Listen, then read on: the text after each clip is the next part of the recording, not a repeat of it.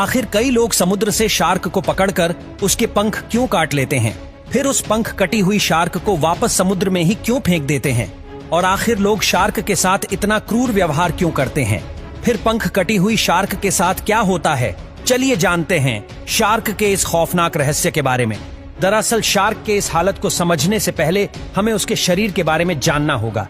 Shark के इतने बड़े शरीर में कोई भी हड्डी नहीं होती। शार्क का पूरा शरीर हड्डी की बजाय कार्टिलेज से बना होता है।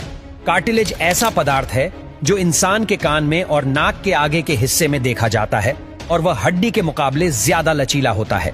दूसरी ओर शार्क के दांत इंसानी दांतों के मुकाबले 100 गुना ज्यादा मजबूत होते हैं।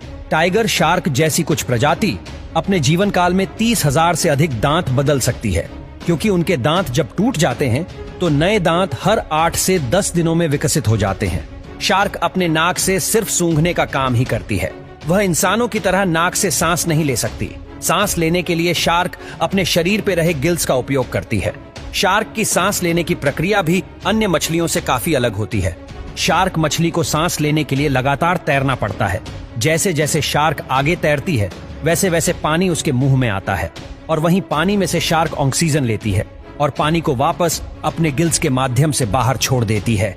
इसलिए शार्क को सांस लेने के लिए लगातार तैरना पड़ता है। अगर वह रुकती है तो उसे सांस लेने में दिक्कत हो जाती है।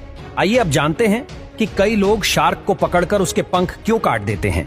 दरअसल कुछ लोग समुद्र में दूर तक जाकर अवैध तरीके से शार्क का शिकार करते हैं और फिर जो भी शार्क उसके जाल में फंसती है उस शार्क को पकड़कर उसके फिन्स यानी पंख काट लेते हैं और फिर वह जिंदा शार्क को वापस समुद्र में फेंक दिया जाता है। ये शार्क के पंख काटने की प्रक्रिया को शार्क फिनिक कहा जाता है। शार्क के कटे हुए पंख बहुत ही कीमती होते हैं। उसका उपयोग मुख्य रूप से शार्क फिन सूप बनाने में किया जाता है। एशियाई देशों जैसे कि चाइना, जापान और कोरिया में ये एक लग्जरी डिश मानी जाती है और धनवान लोग हजारों रुपए खर्च करके उसे बड़े चाव से खाते हैं। सिर्फ शार्क फिन सूप बनाने के लिए हर साल 10 करोड़ से ज्यादा शार्क का शिकार किया जाता है। कई देशों में शार्क फिनीक पर रोक लगा दी गई है, लेकिन अभी भी कई देश की सरकार इस पर पूरी तरह कंट्रोल नहीं कर पाई। शार्क के पूरे शरीर की कीमत इतनी ज्यादा नहीं होती है जितनी पंख की होती है, इसलिए शिकारी शार्क के पंख काट कर रख लेते हैं। दूसरी ओर बोट पर शार्क के शरीर को लेकर आने में पकड़े जाने का खतरा भी बना रहता है, इसलिए पंख काट कर बचे हुए शरीर को समुद्र में ही फेंक देते हैं और अंत में फिर वह पंख कटी शार्क समुद्र में तैर न पाने की वजह से तड़प तड़प कर मर जाती है।